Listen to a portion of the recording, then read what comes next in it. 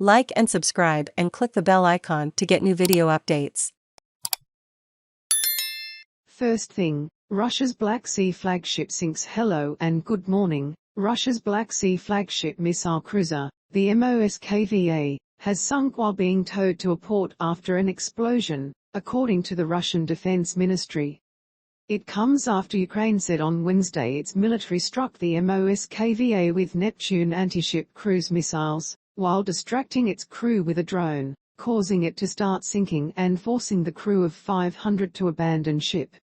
The Russian Defense Ministry said on Thursday, the cruiser ship Moskva lost its stability when it was towed to the port because of the damage to the ship's hull that it received during the fire from the detonation of ammunition. In stormy sea conditions, the ship sank. Is Russia's claim about a storm true? The claim of bad weather being a factor was questioned by observers. Looking at the weather report outside of Sevastopol today, the winds were about 4 miles per hour with 40°4°C temperatures and a little bit of rain, the former commanding general of the U.S. Army in Europe told CNN. What's the significance? The sinking of the Moskva, the pride of its fleet and the most prestigious vessel involved in the war against Ukraine, represents a symbolic blow to the Kremlin. What could this mean for Russian strategy? The CIA director, William Burns, warned of desperation from the Russian president, Vladimir Putin, who could resort to using a tactical or low-yield nuclear weapon as a result of his country's military setbacks. Russia warns of nuclear weapons in Baltic if Sweden and Finland join NATO. Moscow has said it will be forced to strengthen its defenses in the Baltic if Finland and Sweden join NATO, including by deploying nuclear weapons. Finland and Sweden are deliberating over whether to abandon decades of military non-alignment to join NATO, with the two Nordic countries' leaders saying Russia's onslaught on Ukraine has changed Europe's whole security landscape. Lithuania played down the threat, saying Russia already has nuclear weapons in its Baltic Kaliningrad enclave. That claim has not been independently verified.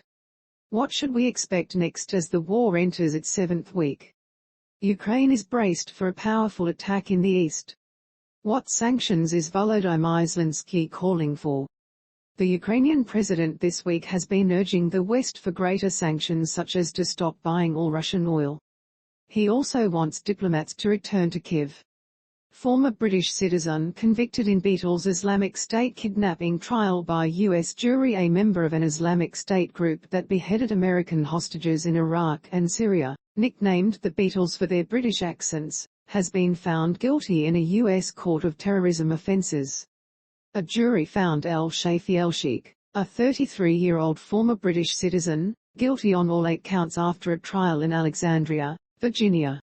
The jury deliberated for 4 hours before reaching its verdict in the most significant prosecution of an Islamic State member in the U.S. Elsheikh stood motionless and gave no visible reaction as the verdict was read. He faces up to a life sentence in prison. What was he charged with? Elsheikh was charged with hostage-taking, conspiracy to murder U.S. citizens, journalists James Foley and Stephen Sotloff, and aid workers Peter Kassig and Kayla Mueller, and supporting a terrorist organization. Did the survivors identify him? No. Although the Beatles had distinctive accents, survivors identified them as John, George and Ringo. They always took great care to hide their faces. Prosecutors suggested Elsheikh was Ringo but only had to prove he was one of the Beatles.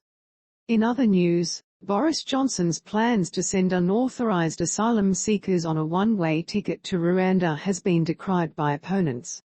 The UK government plan was attacked as inhumane, expensive and deadly, with senior Conservatives also criticising Johnson. The defamation case between Johnny Depp and Amber Heard thundered on, with the couple's marriage counsellor, Dr. Laurel Anderson, describing their relationship as slipping into mutual abuse. An archaeological dig under Notre Dame Cathedral in Paris has uncovered an extraordinary treasure of statues, sculptures, tombs and pieces of an original root screen dating to the 13th century. Covered cases are rising in the northeast U.S. as many Americans travel for spring break and religious holidays. The increase is being driven by the more transmissible Omicron variant, BA2. A Mexican woman died in a senseless tragedy after attempting to climb the U.S. border wall in eastern Arizona. The sheriff's office said her foot and leg became entangled as she tried to maneuver down. She was 32. An Ohio man who claimed he was only following presidential orders from Donald Trump when he stormed the U.S. Capitol has been convicted by a jury. It took jurors less than 3 hours to reject the